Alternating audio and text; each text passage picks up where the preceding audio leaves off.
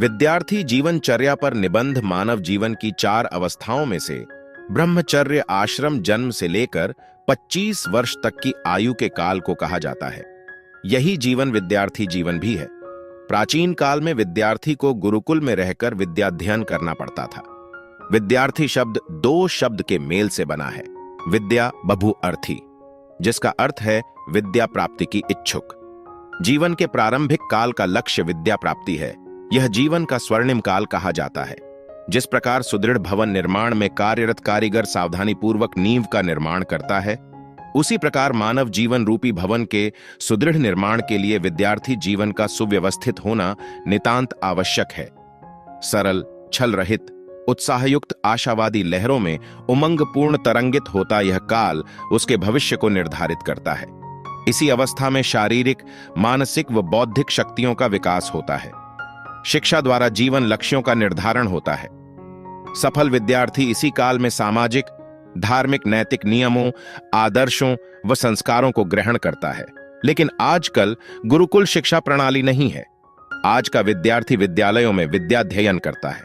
आज गुरुओं में कठोर अनुशासन का अभाव है। आज शिक्षा का संबंध धने से जोड़ा जाता है। विद्यार्थी यह समझता है कि वह धन देकर विद्या प्राप्त कर रहा है। उसमें गुरुओं के प्रति आदर के भाव की कमी पाई जाती है। साथ ही कर्मठ, कर्तव्यनिष्ठ शिक्षकों का भी अभाव हो गया है। शिक्षा में नैतिक मूल्यों का कोई स्थान नहीं है। इसका उद्देश्य केवल परीक्षा पास करना रह गया है।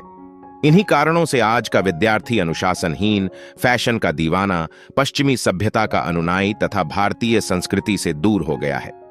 आदर्श विद्यार्थी के गुणों की चर्चा करते हुए कहा गया है कि काक चेष्टा बको ध्यानम श्वान निद्रा तथैव च अल्पाहारी गृह त्यागी विद्यार्थिनः पंचलक्षणम, अर्थात विद्यार्थी को कौए के समान चेष्टावान व जिज्ञासु होना चाहिए। विद्यार्थी को बगुले के समान ध्यान लगाकर अध्ययन में रत रहना चाहिए। उसे कुत्ते की भांति सोते हुए भी जागरूक रहना चाहिए। इसके लिए उन्हें कुसंगति से बचना चाहिए तथा आलस्य का परित्याग करके विद्यार्थी जीवन के लक्ष्य की प्राप्ति के लिए प्रयत्नशील होना चाहिए। आज के विद्यार्थी वर्ग की दुर्दशा के लिए वर्तमान शिक्षा पद्धति भी जिम्मेदार है, अतः उसमें परिवर्तन आवश्यक है। इसलिए विद्यार्थियों में विनयशीलता, संयम, आज्ञाकारिता जैसे गुणों का विकास किया जाना चाहिए। विद्यार्थी को स्वयं भी इन गुणों के विकास के लिए प्रयत्नशील रहना चाहिए।